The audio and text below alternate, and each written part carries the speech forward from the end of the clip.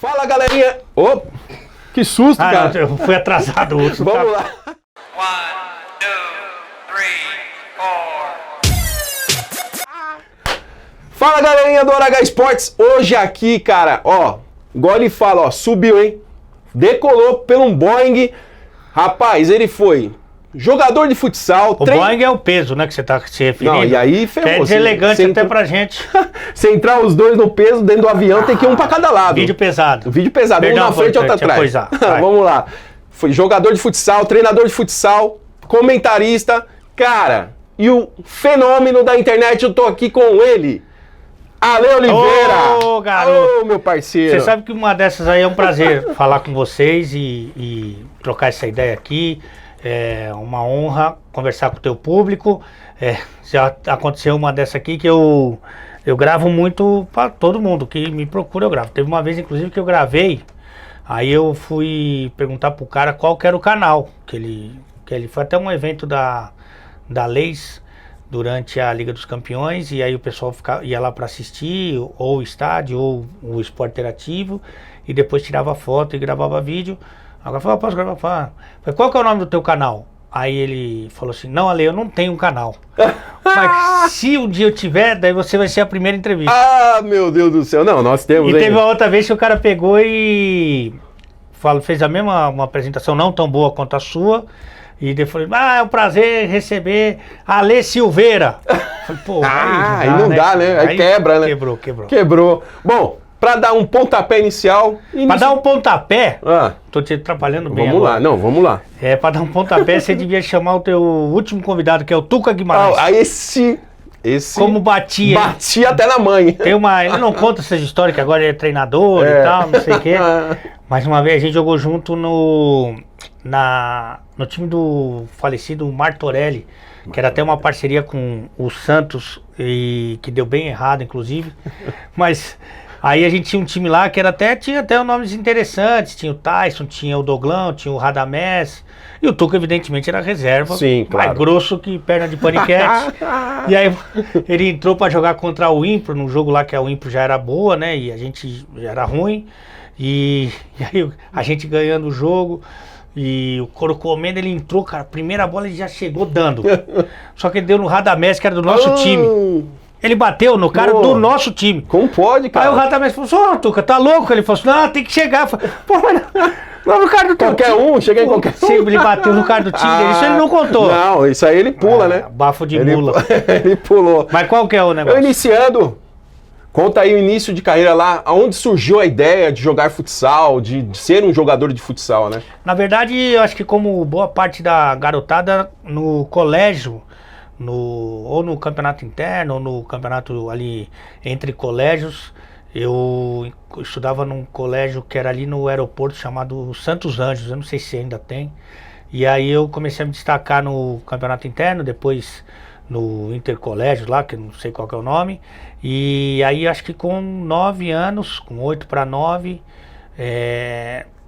o meu pai me colocou como sócio do Clube Atlético Indiano, que imagino não tenha mais o futsal, mas eu fui lá no Indiano, ele colocou como sócio, e jogava lá o futebol de campo interclubes, e fui fazer um teste no futsal, categoria pré-mirim, e aí, até porque era carente, principalmente de sócio, né, que jogava, aí até por exclusão, eu acabei passando no teste. E aí comecei a jogar futsal aos 9 anos no pré-mirim do Clube Atlético Indiano. Aí consegui... O time foi bem mal, não sei se foi último ou penúltimo, não sei, ganhou um jogo só. E aí mas mesmo assim alguém conseguiu me olhar, daí eu fui pro Círculo Militar no Mirim. Já era um pouco melhor. Era melhor. E aí a gente conseguiu até... como surpresa, no meu segundo ano de Mirim, a gente foi campeão estadual. O time tinha como destaque o Carioca pivô, que depois jogou na GM, depois a gente foi campeão brasileiro na GM. Mas tinha o Zé Gaguinho também, que aí menos conhecido, mas não era um time badalado, e a gente foi campeão, era o São Manel, o treinador. A gente foi campeão estadual pelo Círculo Militar, e a partir daí as coisas começaram a melhorar. Daí eu fui para Portuguesa, pro Palmeiras, Aí fui pra Água Branca, que foi o grande momento que a gente ganhou o Campeonato Paulista Estadual, aí já com o Sandro, com o Gino, com o Neguitinho, com o Deuclésio, o time era bem forte. O time era forte demais. E daí no meu primeiro ano eu fui pra... Aí a partir do juvenil, GM, Alcan, GM, e o meu primeiro ano de adulto foi na GM. E a inspiração de ser um jogador, surgiu de algum jogador que você espelhava na época, falava, meu, eu quero seguir igual esse cara aí? Não, é assim, antes de eu me federar, né, eu não acompanhava muito, eu queria era jogar bola, seja no colégio, na rua, onde fosse, se eu não tivesse uma bola ali, a gente queria jogar, né, e então não tinha muito esse negócio. Quando eu comecei a jogar, aí que eu comecei a entender um pouco mais, acompanhar um pouco mais. Eu sou de 73, então a gente tá falando ali por volta de 82, 83, não tinha nem transmissão. Uhum. Então era mais difícil. O indiano não investia no futsal, nas menores, nem nada. Naquela época, eu acho que na verdade nenhuma época, salvo um momento só da sua história na modalidade, que o pessoal, o Miral, o Banzé, o Batata foi lá para jogar o adulto, que eles meio que levavam um time, né, para vários lugares. Mas não investia muito, mas... então o que eu fazia? Eu via os caras da categoria acima. Sim. E lá, curiosamente, no Infanto, jogava o Ben-Hur. Que eu não sei se o grande público conhece, mas o Ben-Hur, às vezes, naquela época podia jogar com um a menos, né? Começar o jogo com um a menos. E ia os times lá com estrutura, com um maior elenco enorme e tal, time de camisa. E às vezes o indiano no Infanto começava com um a menos e o Ben-Hur conseguia equilibrar o jogo. Então o Ben-Hur foi a primeira referência que eu tive, foi o Ben-Hur. Aí depois que eu fui ficando mais velho e tal, a minha grande referência no futsal, não que eu tentasse imitá-lo nem nada, mas em termos de admiração da minha posição, foi o Paulinho Rosas. E depois, de modo geral, o meu irmão, que é o Sandrinho. Sim. Você pegou já a fase do Manuel Tobias? Eu sou de 73, o Manuel acho que é 70 ou 71, né? E a gente chegou a se enfrentar, mas o que acontece foi que a minha carreira, ela prometia, mas não cumpriu. Talvez em virtude do samba e da noite e do gelo vioral e até do meu trabalho que foi ali simultâneo como treinador, porque eu virei treinador universitário com 18 anos e aí eu já não tinha o foco necessário para tentar dar certo ali na carreira de atleta de futsal. Então, por exemplo, eu não cheguei a jogar a Liga Nacional. Entendi. No meu primeiro ano de juvenil, eu fui com moral para a GM, que era um time que investia, né? E era um clube muito forte. Forte. O meu segundo ano foi o Palmeiras, que também era um time, naquela forte. época tinha Cecílio e tal. Só que não dei uma sequência boa, e então não cheguei nem a disputar uma Liga Nacional. Entendi. Então aí foram poucas as vezes que eu encontrei com os grandes craques, como o caso do Manuel. Pegando já o gancho do Manuel, a gente pergunta, às vezes tem uns caras que não gostam de responder. Pra você, na sua opinião, quem foi o maior jogador de futsal de todos os tempos? Cara, do que eu vi, porque falam muito do Serginho, né, que eu acho que era do Carioca, que veio jogar no Palmeiras, e eu não vi jogar. Uhum. E dos que eu vi, eu vou ficar com o Falcão pelo conjunto da obra. Eu sempre gostei muito do Lenísio, como atleta, assim, achava que é um monstro como atleta. Só que acontece o seguinte, tem gente que não gosta que fale isso, eu falei enquanto era comentarista de futsal, infelizmente não comento mais o futsal, mas eu falei quando eu era comentarista que o Falcão, ele ficou maior que a modalidade. Verdade. Inclusive cheguei a falar isso pro PC, nos Jogos Pan-Americanos do Rio, que eu estava lá fazendo a cobertura pela ESPN, e ele estava sendo criticado, porque na verdade acho que nem queria o Falcão, colocou o Falcão no banco e colocava o Falcão poucos minutos e estava todo mundo descendo a lenha nele. Nós saímos e ficamos completamente embriagados. e aí eu estava falando isso para ele, que ele tinha que jogar esse jogo, e ele é muito inteligente, o PC, e a partir dali começou a administrar melhor e tal. Mas o Falcão, ele ficou maior que a modalidade. Se você pegasse na época da seleção, e olha que a gente tá falando de grandes craques que jogaram junto com o Falcão em várias épocas, pegasse todos os jogadores da seleção, colocassem numa sala de imprensa e colocasse o treinador também, e colocasse o Falcão na outra, todo mundo ia para essa outra. E assim, tem gente que não acha legal. Pô, eu acho que quanto mais ele conseguir levar a modalidade, não sei se a gente conseguiu aproveitar o Falcão na sua plenitude para erguer, né, o futsal, mas é uma realidade, queira a gente ou não, queira o salonista ou não, mas eu acho que para escolher um nome, foram vários que eu vi jogar muito bem, mas um nome eu escolheria o Falcão. E essa mudança de jogador para treinador? Você estava de um lado de cá, daqui a pouco você está coordenando. Na verdade o que me ajudou bastante foi que não teve essa transição. Com 18 anos eu passo na faculdade de Educação Física, que é a minha única formação, eu não fiz jornalismo, fiz só Educação Física. Quando eu passei no vestibular, foi muito curioso até, eu tava... foi o ano que eu fui campeão brasileiro pela GM, mas eu era da Alcan. Jogava juvenil e adulto pela Alcan, e aí a GM me pegou emprestado para eu e o Robson Preto, pivô, para jogar o brasileiro lá com eles, e a gente foi campeão brasileiro. E aí, nesse ano, eu e o Sandro passamos no vestibular da FMU para Educação Física. Então, com 18 anos, eu assumi meu primeiro time, mas eu joguei até 26, Sim, profissionalmente. E então, dos 18 aos 26, eu era treinador universitário principalmente e atleta profissional de futsal, que me deu uma base do seguinte: quando eu estava tendo os treinamentos, eu sempre anotava, inclusive o que eu não gostava no trabalho do meu treinador, e pensava o seguinte: pô, isso aqui eu acho que não dá resultado, isso aqui o pessoal não se concentra, isso aqui é desmotivante, isso aqui eu não gosto. Mas não para jogar fora, para transformar isso. Falei, mas que forma eu posso transformar isso numa coisa legal? sim. Então eu pegava principalmente os treinos que ninguém gostava, ou que achava que não surtia efeito, e tentava transformar para o meu dia a dia de treinador. Então foi muito rico isso para mim, e foi curioso até que a minha primeira experiência como técnico, estava eu e o Sandrinho, no Direito da USP, Largo de São Francisco. A gente, com 18 anos, como eu disse, a gente era o mais novo do time que a gente ia começar a dirigir. Então a gente deu o primeiro treino lá, ainda tímido e tal, né?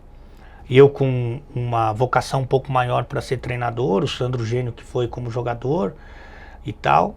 Aí acabou o treino, eu falei lá com os caras e tudo. E aí eu falei, dar a palavra pro Sandro, né? Que era como se fosse um auxiliar.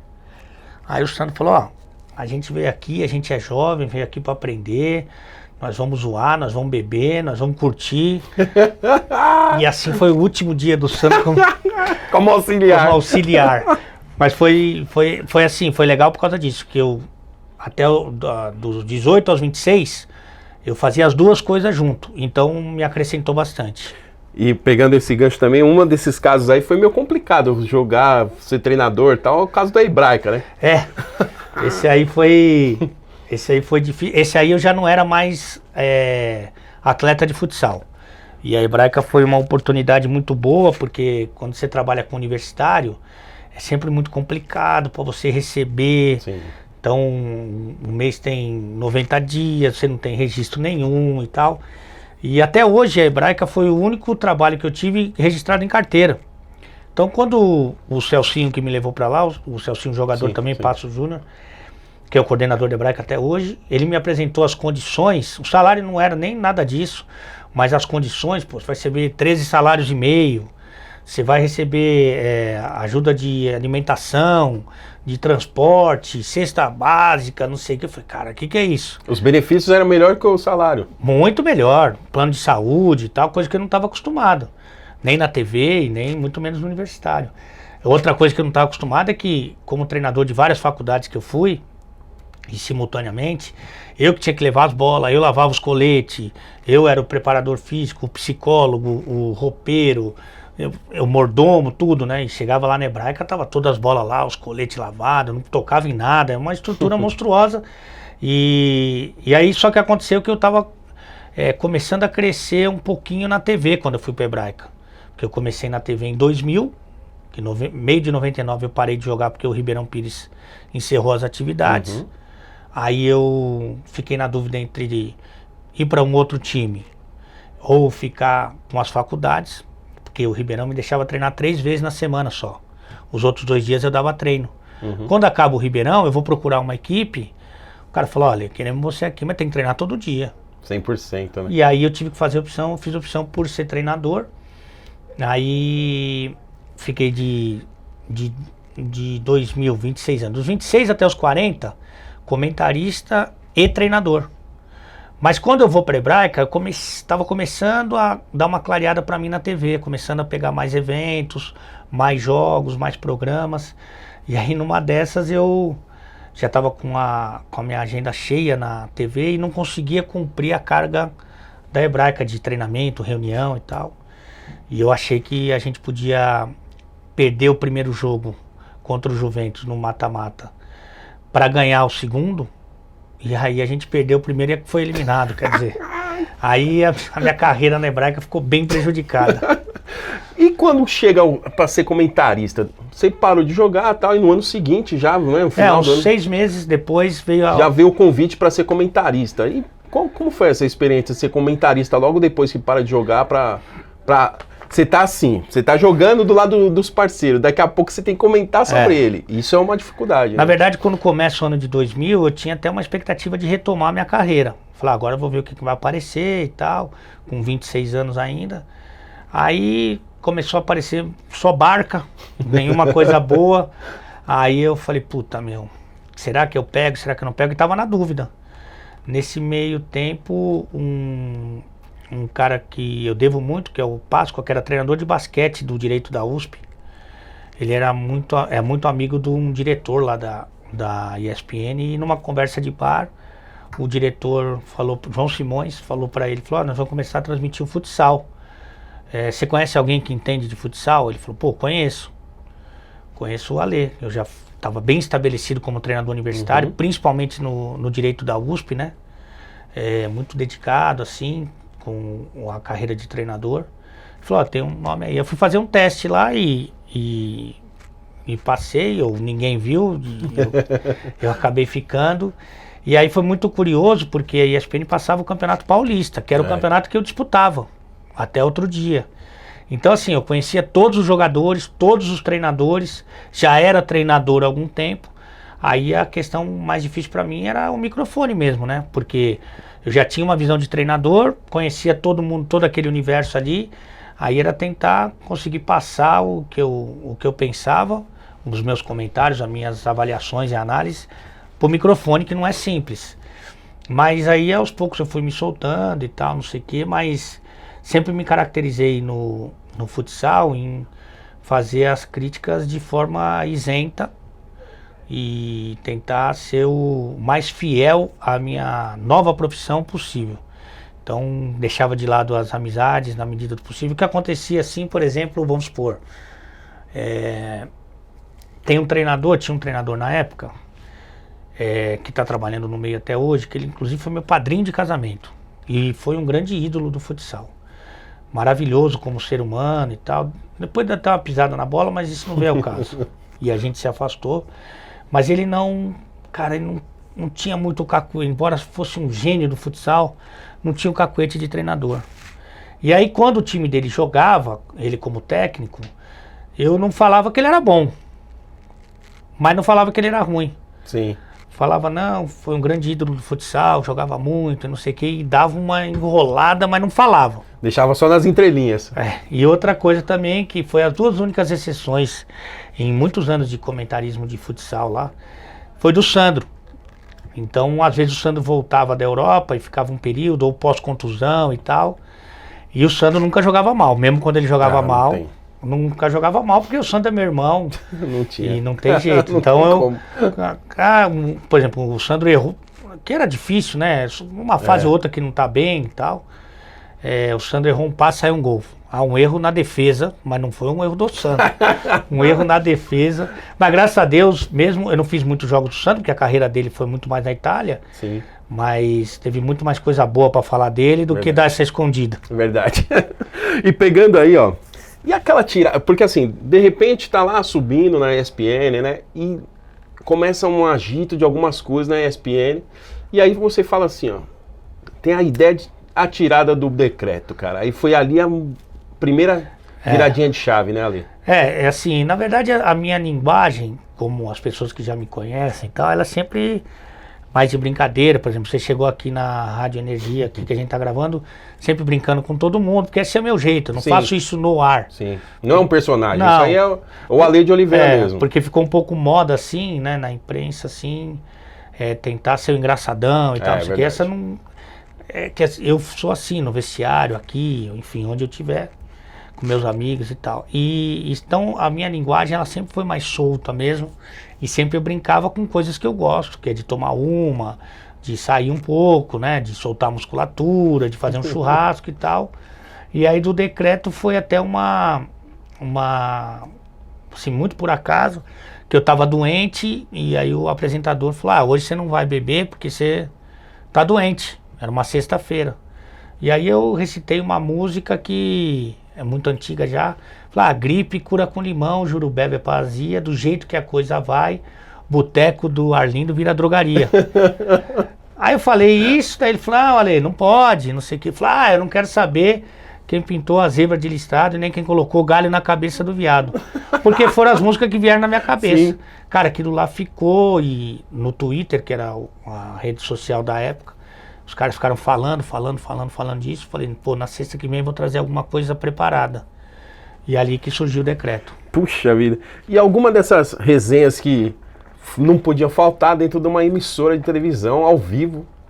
Tem várias, né? Mas eu acho que aquela que você não aguenta e tem que sair dando risada, essa eu acho que foi a melhor, né, Ale? Eu fiz uma dupla muito boa, né? Primeiro, muito boa pra gente, não sei se pro público. Eu e o Rodrigo Rodrigues na ESPN e depois no Esporte Interativo, porque a gente meio que quebrou aquela... A ESPN sempre foi conhecida como uma empresa engessada, assim, né? Mais dura, mais de muita credibilidade, mas que não tinha muito jogo de cintura. E eu e o Rodrigo, a gente quebrou muito isso. E então a gente brincava muito, tinha muita sintonia e tal. E sempre que a gente podia, a gente fugia do assunto futebol, porque, cara, são vários canais falando o dia inteiro de futsal, de futebol. E antes fosse de futsal, né? Pensou? Mas então a gente dava umas quebradas e tal, então a gente gostava muito de brincar no ar e tal. E tudo era uma sacanagem, era um duplo sentido e tal. E a Marcela Rafael, quando ela veio trazer as informações do Corinthians, que ela era repórter lá da ESPN, ela veio e meteu um muriçoca, mas... Puta, aí foi uma confusão. E o Rodrigo, que é uma coisa que não é todo mundo que sabe, o Rodrigo, ele me tira do estúdio para ele tentar se reequilibrar. Porque ele também não estava conseguindo... Porque ele era o âncora na época. O âncora, o apresentador. Ele não estava conseguindo parar de rir, então no caminho entre ele ir e voltar, ele tentou dar uma respirada e se concentrar para continuar o programa. Então foi muito engraçado, aquilo viralizou muito. Teve gente que não entendeu muito bem, e aí... É uma geração que infelizmente procura coisa para se ofender. Verdade. E é até triste, eu tenho até pena dessas pessoas. Não, porque vocês estão... Não, nada, cara. E a Marcela também não ficou brava. Foi uma brincadeira, um duplo sentido, nós nem falamos, só rimos. Mas enfim, foi o que aconteceu. E daqui a pouco chega assim, decreto, tal, fama. Cara, como que foi pra você, lidar com isso? Porque uma hora você é o Alexandre de Oliveira, daqui a pouco você sai na rua, é o Ale de Oliveira, que não dá mais pra sair na rua. Como foi sentir isso aí, cara? Assim, eu acho que tem uma coisa que é muito legal e que eu agradeço muito, assim, que eu não sou a pessoa mais famosa que tem, tô muito longe disso, mas eu sou a pessoa mais próxima do público. Então o público se identifica, eu acho que pela linguagem, pelas brincadeiras, pelas dificuldades, assim, pelos obstáculos e tal, o cara se identifica. Então o cara que chega para conversar comigo, ou para tirar uma foto, ele se sente íntimo, porque eu sou igual a ele, a Sim. todos eles, né? Então, eu não sou uma pessoa data... O cara vê o Antônio Fagundes, vamos supor, que é 1000 vezes mais conhecido que eu, ele não se sente convidado a ir falar com o Fagundes. E eu, como sou igual a eles, sou eles com um microfone, é muito convidativo. Então, esse assédio, acho que ele se dá de uma forma mais intensa, por causa da linguagem, por causa desse jeito de ser que convida o cara a vir falar comigo. E é muito legal, sem dúvida alguma, que assim, é muito fora da curva. Por exemplo, você não vai encontrar um comentarista de futebol que faça tanta publicidade, ou que faça tanto evento, ou que tenha uma repercussão tão grande, ou uma rede social tão forte. Isso, sem dúvida alguma, para mim é marcante, é uma motivação ali, um combustível para continuar fazendo o meu trabalho. Falando em redes sociais, Isso da mesma forma que ajuda, algumas coisas atrapalham. Você chega a ficar ligadão, já sentiu algum, além daquela situação que foi fora da curva, mas sentiu alguma situação que você fala, meu Deus do céu, eu não posso mais respirar que acontece alguma coisa? Assim, a minha profissão principal é de ser comentarista, né? E como comentarista você mexe com a paixão do cara. Então é muito delicado, é quase que nem um filho. Tipo, ele pode falar mal do time dele, mas eu não. Como também todo mundo entende de futebol, né, cara, no Brasil. E aí o comentarista bom é aquele que fala bem do time dele, ou é aquele cara que fala a mesma coisa que ele pensa. Sim, você não pode ter a sua opinião. Então isso é muito complicado. Somado a isso também tem o fato de eu entrevistar os jogadores. Sim. Então já é um outro tipo de relação e também como eu vivo meio no limite, assim, com relação às brincadeiras. Então é muita coisa que você vai arriscando, né? Você tá ali Verdade. na no corda, fio, né? no fio. E aí, às vezes, o cara não gosta, um grupo não gosta, enfim. E aí o couro come, as ofensas, elas chegam e de forma violenta, porque a rede social é muito permissiva nesse sentido. Mas, cara, eu já me incomodei um pouco mais. Hoje em dia, eu acho que até pelo número, né, de situações que acontecem, eu já estou mais calejado, um pouco mais acostumado a essas coisas. Mas tem coisas assim que até hoje me incomodam. E eu falo isso, na verdade, acabo só alimentando isso que acontece mesmo. Por exemplo, o cara que não gosta de mim, e é natural, e tem muita gente que não gosta desse estilo e tal, ele confunde as coisas, ou até para me agredir ou me atingir, ele fala assim, o Ale é um palhaço, não entende nada de futebol. E assim, eu não entendo nada de jornalismo, cara. Nada. Eu sou um zero à esquerda como jornalista, que não sou, inclusive, por formação. Mas, cara, de futebol é minha vida, cara. O futebol, assim, eu olho o jogo, eu olho o jogador, eu olho o aquecimento do cara, eu já sei mais ou menos a vibe dele, porque foi uma vida inteira jogando e depois como treinador de futebol e futsal. E então, assim, pode ser que o cara não goste de mim. Não gosto desse estilo de tirar barato, de brincar, de ser irreverente, eu gosto de sério. Mas ele não analisa, por exemplo, se eu tenho conhecimento ou não. Ele já dá no meio. Dá no meio e acabou. Mas enfim, eu acho que tem, graças a Deus, tem muito mais gente que entende um pouco mais esse estilo e tem carinho pelo meu trabalho do que as pessoas que têm essa energia ruim. Negativa, né? Que vai pra lá, viu? Energia negativa. Aqui é outra vibe. Isso. Falando em outra vibe, vamos pegar TV, rádio e internet. São 3 veículos totalmente diferentes. Como lidar com essa situação? Tá na TV, de repente a linguagem tem que mudar pra rádio, daqui a pouco tem que mudar pra internet.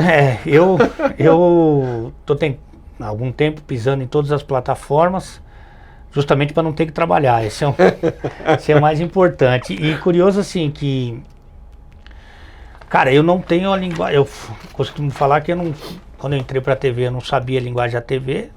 Quando eu entrei pra rádio, não sabia a linguagem da rádio. E na internet eu fiz a mesma coisa que eu faço na TV e na rádio. Porque quando eu fui gravar meu primeiro programa de YouTube, já no Esporte Interativo, que é o Ale Oliveira Responde, não era nem de entrevista o programa, era só de, tipo, resenha, de trazer notícia com bom humor e tal. Era eu e a câmera só. E aí na primeira vez que eu fui gravar, o cara falou assim, Ale, você já viu algum programa de YouTube? Eu falei, não vi. Nenhuma vez. E velho não tem muito costume de YouTube. Até hoje eu não tenho costume. Ele falou, não, vai ver o YouTube. E ele tava lá no Rio. Vai ver o YouTube e amanhã você grava. Aí me dispensou do coisa pra eu ir ver os programas de YouTube. Como eu tava no Rio, eu mandei uma mensagem pro Bocão do futsal, nosso querido Bocão. E nós fomos beber lá na Tijuca. E evidentemente não vi nenhum programa. Aí dia seguinte tava lá pra gravar. Aí o cara gravando, aí eu falei assim, eu não sei a linguagem da TV, não sei a linguagem do rádio e não sei a linguagem aqui do YouTube. Então, pau no gato e vamos na resenha aqui. E foi assim que surgiu o programa. Mas por ele não era nada disso, pelo diretor. Ele queria que eu fosse ver os youtubers primeiro para depois gravar. Caramba! E de repente surgiu e foi um boom, né, o programa, né, cara? Aí assim, eu comecei a fazer os programas lá no canal de Sola, lá do Esporte Interativo. E aí eu falei, olha, eu acho que seria legal aproveitar para fazer uma resenha com a galera. Eu conheço muita gente gosta do meu trabalho e tal. E aí eu falei, vamos tentar, vamos experimentar, né? Aí eu sei que eu falei, vamos marcar com o Fred do Desimpedidos, que é um cara forte no YouTube, que eu tenho muita amizade. Aí gravei o programa, deu 2 milhões e meio de visualização. Aí eu falei, vou gravar com o Denilson. Aí 1,5 milhão com o Denilson. Falei, vou ficar por aqui, porque ninguém quer me ouvir falar, então vou com a resenha com a rapaziada. E eu já tenho gravado, não no ar, né? No ar acho que deve ter 130, mas eu já tenho gravado 150 entrevistas. Quase 3 anos de Ale Oliveira Responde no YouTube. Caramba, cara. Entrevista não, né? Bate-papo, né? Resenha. Entrevista é o que você brilhantemente faz, mas o meu é mais a resenha morta. Vamos se encaminhando agora pro final. Infelizmente, eu já sei que você fala igual o Ale fez.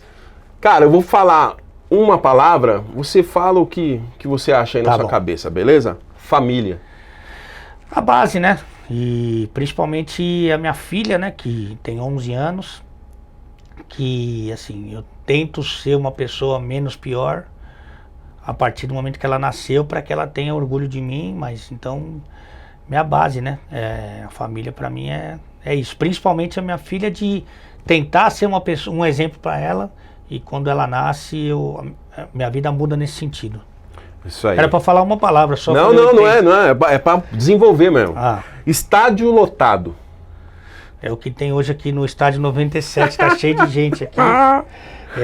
Estádio lotado eu acho que é o complemento do futebol, né, cara? Eu acho que é o combustível pro jogador. Eu acho que deixa a transmissão eletrizante, que é o que eu faço. Eu acho que é como é que fala? Cereja do bolo. Cereja do bolo. Reconhecimento de trabalho.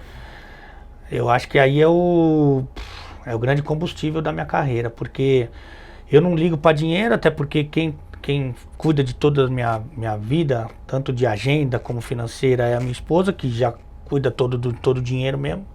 Então eu nem sei de dinheiro, cara, não sei de... você ganha isso, você ganha aquilo, evento esse, ou a ação publicitária.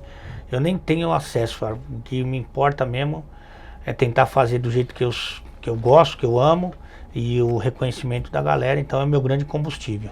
Sandrinho. Esse é o meu irmãozão, assim, cara. Eu tenho um irmão, tenho uma irmã e um irmão. Mas o Sandro é o irmão que a vida me deu. O Sandro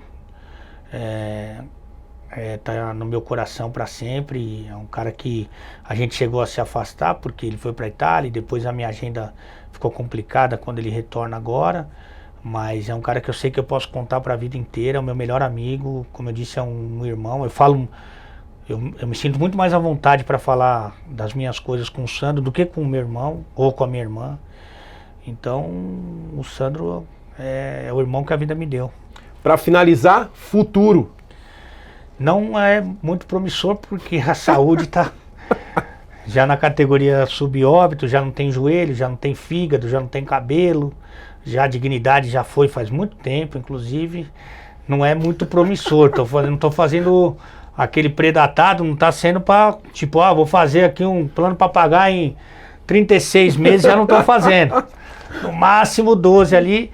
Mas é tentar fazer o que eu estou fazendo nos lugares que eu trabalho, né? No Esporte Interativo, aqui no Estádio 97, nos trabalhos no YouTube, aí os parceiros comerciais, tentar fazer da melhor forma possível e tentando ser eu mesmo, né? Que eu acho que é o mais importante, essa essência assim de uma pessoa do povo que tem a oportunidade e a honra de falar com muita gente.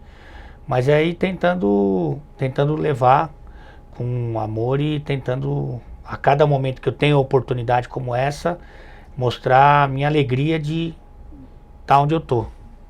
É isso aí, galerinha. Chegamos ao final de mais um Respeita a Minha História. Hoje com esse monstro sagrado aqui, cara, Ale Oliveira, que abriu nossas portas aí para poder falar aí a sua história. Você que acompanha aí, deixa o like aí, gostou, não gostou, deixa o joinha pra baixo, sei lá, faz o que você quiser. Aciona o sininho, que isso é importante, né, Ale? Você não tem noção que é importante pra gente. Isso. Beleza? Até a próxima, que logo mais vai ter um outro rodando. Ale? Não, eu que agradeço. Te agradeço, meu irmão. Eu sou muito grato ao futsal, a tudo que ele me proporcionou, não só em termos de aprendizado, mas principalmente em relação à amizade que eu tenho. Então, o Sandro, por exemplo, o Vinícius, capitão, foi meu padrinho de casamento também.